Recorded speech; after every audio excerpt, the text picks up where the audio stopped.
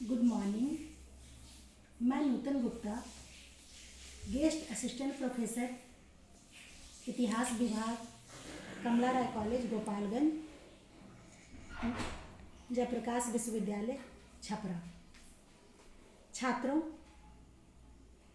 आप लोगों ने हमारी कक्षा में यूरोपियन इतिहास में कई विषयों को पढ़ा।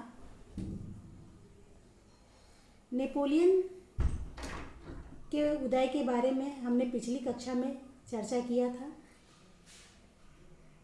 छात्रों, उत्थान और पतन एक सिक्के के दो पहलू की तरह है।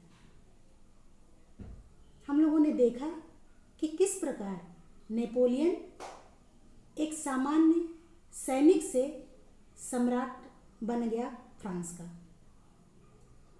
ये उसके उदय की कहानी थी, उसके उत्कर्ष की कहानी थी। आज हम लोग नेपोलियन के पतन की चर्चा करेंगे। आखिर वह क्या कारण थे जो सम्राट नेपोलियन का पतन हो गया। छात्रों, नेपोलियन के पतन के कई कारण थे। जैसे इसका पहला कारण आप दे सकते हैं, नेपोलियन की असीम महत्वाकांक्षा। एक के बाद एक लगातार नेपोलियन कई युद्धों को विजय किया, बावजूद उसकी ये महत्वाकांक्षा पूरी नहीं हुई और उसकी असीम महत्वाकांक्षा ही उसके पतन का कारण बना। इसका दूसरा पहलू नेपोलियन का अहम है। निरंतर उन्नति करते हुए नेपोलियन में एक अहम की भावना जागृत हो गई थी। उसे लगने लगा था कि मैं जो हूँ वही सब कुछ हूँ। इस कारण से वह तानाशाह हो गया था। यद्यपि तानाशाही तत्कालीन परिस्थितियों की मांग थी, लेकिन एक समय के बाद चाहता तो नेपोलियन इसमें कमी ला सकता था, किंतु नेपोलियन ने ऐसा नहीं किया और उसकी ये अहम कार्यनीति स्वभाव उसके पतन का कारण बना। इसका अगला पॉइंट सैन्य शक्ति पर आधारित और स्थिर साम्राज्य की नीति थी। नेपोलियन फ्रांस का सम्राट बना, हालांकि उसने नेपोलियन कोड दे करके वहाँ के प्रशासनिक व्यवस्था को सुदृढ़ करने की कोशिश किया, बावजूद उसके नेपोलियन के शासन व्यवस्था का मुख्य आधार तानाशाही थी, सैनिक शासन था। कोई स्थिर शासन व्यवस्था नहीं थी। इस कारण से भी नेपोलियन का पतन हुआ। छात्रों, इसका अगला पॉइंट आप महाद्वीपीय व्यवस्था की असफलता लिख सकते हैं। नेपोलियन फ्रांस को विश्व में एक आर्थिक प्रभुत्व संपन्न राष्ट्र के रूप में स्थापित करना चाहता था। इसी उद्देश्य से उसने इंग्लैंड की नाकेबंदी करने की कोशिश किया था।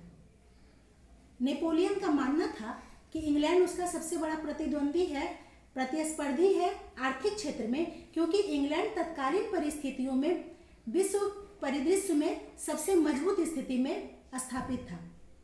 इसी उद्देश्य से उसने महाद्वीपीय व्यवस्था स्थापित करके इंग्लैंड की नाकेबंदी कर दिया और उसके अन्य यूरोपीय देशों से उसके साथ संबंध रखने से मना कर दिया। किंतु यह नीति उसकी सफल नहीं हो सकी, क्योंकि एक तो इंग्लैंड कई तरह से मजबूत था, उसके अलावा उसके आर्थिक स्रोत का माध्यम सिर्फ यूरोपीय देशों के द्वारा उसके तटबंधों का प्रयोग करना ही नहीं था, बल्कि इंग्लैंड के कई उपनिवेश स्थापित थे जहां से उसे आर्थिक आय प्राप्त होता था। तो वह उसकी महाद्वीपीय व्यवस्था भी उसके पतन का एक कारण बना। इसका अगला पॉइंट आप लिख सकते हैं कि राष्ट्र की भावना। छात्रों, राष्ट्रीयता की भावना बहुत अच्छी बात है, ये सब में होनी चाहिए, लेकिन जब यह भावना उग्र रूप ले ले, उग्र राष्ट्रीयता का रूप ले ले, तो ये फिर हानिकारक होता है। और नेपोलियन के व्यक्तित्व में यही बात थी। नेपोलियन में राष्ट्रीयता की भावना इतनी उग्र थी कि वह फ्रांस के आगे किसी और राष्ट्र को देखना नहीं चाहता था। नेपोलियन के उग्र राष्ट्रीयता की भावना भी उसके पतन का एक कारण बना। छात्रों, इसका अगला पॉइंट यूरोपीय देशों की गुटबंदी थी। नेपोलियन की बढ़ती हुई शक्ति को देखकर कई यूरोपीय राष्ट्र जैसे इंग्लैंड, अमेरिका, फ्रांस के खिलाफ इंग्लैंड, अमेरिका, रूस इत्यादि देश जो है, जर्मनी, इटली, आपस में गुटबंदी कर रहे थे और इस गुटबंदी ने भी नेपोलियन का मार्ग अवरुद्ध किया, उसका पतन हुआ। इंग्लैंड की बलशाली जल सेना भी नेपोलियन के पतन का कारण बना। कई बार हम देखते हैं कि नेपोलियन इंग्लैंड को पराजित करना चाहता है, लेकिन इंग्लैंड की सैन्य शक्ति इतनी मजबूत थी, उसकी अर्थव्यवस्था इतना मजबूत है तत्कालीन परिस्थितियों में कि नेपोलियन उसे पराजित नहीं कर सकता है। और उसे पराजित करने, इंग्लैंड को पराजित करने में वह अपनी कितनी शक्तियाँ लगा देता है। तो इंग्लैंड का बलशाली होना भी नेपोलियन के लिए एक हानिकारक साबित हुआ। इंग्लैंड के पास योग्य सेनापति भी थे, सैनिक भी उसके ज़्यादा योग्य थे, जो कि फ्रांस के पास नहीं थे। फ्रांस धीरे धीरे कमज़ोर हो रहा था। कई युद्ध इसने लड़ा जिसमें इसकी सैन्य शक्ति कमज़ोर हो रही थी, यह भी नेपोलियन के पतन का कारण बना। फ्रांस के विभिन्न युद्धों के साथ संलग्न रहना, आप इसका अगला पॉइंट लिख सकते हैं। आप लिख सकते हैं कि फ्रांस का विभिन्न राष्ट्रों के साथ युद्धरत रहना भी नेपोलियन के पतन का कारण बना। 1805 ईस्वी में नेपोलियन ने ट्रफलगार का युद्ध किया, जिसमें फ्रांस और स्पेन की संयुक्त सेना ब्रिटिश सेना के साथ लड़ी। हालांकि इस युद्ध में वहाँ के सेनापति अर्थात इंग्लैंड के सेनापति नेल्सन मारा गया, फिर भी इंग्लैंड की जल सेना स्पेन व फ्रांस की संयुक्त जल सेना को पराजित कर दिया। इस पराजय से भी फ्रांस को काफ़ी हानि हुई और नेपोलियन का पतन हुआ। फ्रांस और ऑस्ट्रिया का युद्ध, जो कि मैके के सेनापतित्व में नेपोलियन ने 1805 ईस्वी के अक्टूबर में ऑस्ट्रिया पर आक्रमण करने के लिए किया था।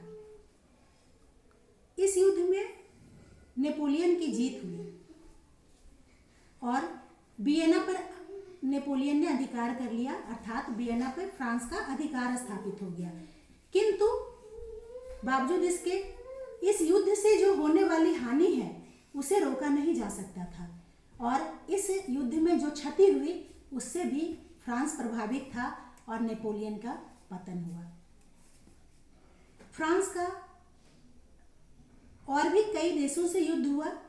इन युद्धों के कारण फ्रांस अर्थात नेपोलियन अपनी शक्ति को संगठित नहीं कर पाया, ना ही सुदृढ़ शासन व्यवस्था स्थापित कर पाया, बल्कि ऐसा कह सकते हैं कि शुरुआत में नेपोलियन ने जिस लोकप्रियता को स्थापित किया था, धीरे धीरे वह लोकप्रियता तानाशाही में बदलने लगी और उसका शासन एक तानाशाह शासन के रूप में उभरा, एक सैन्य शासन के रूप में उभरा, जिसके कारण धीरे धीरे उसकी लोकप्रियता कम होने लगी।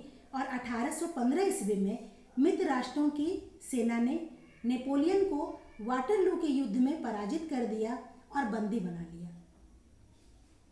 नेपोलियन को बंदी बनाकर 1915 में सेंट हेलेना द्वीप में भेज दिया गया, जहां नेपोलियन की मृत्यु हो गई 1921 ईस्वी में।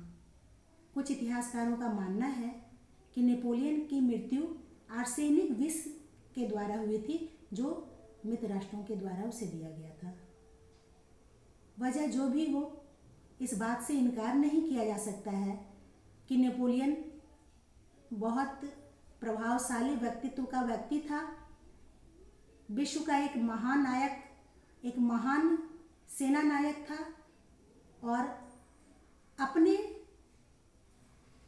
प्रयास, अदम्य उत्साह और साहस के दम पर उसने इतिहास में जो मुकाम पाया, उस मुकाम को पाना सबके लिए आसान नहीं है। धन्यवाद।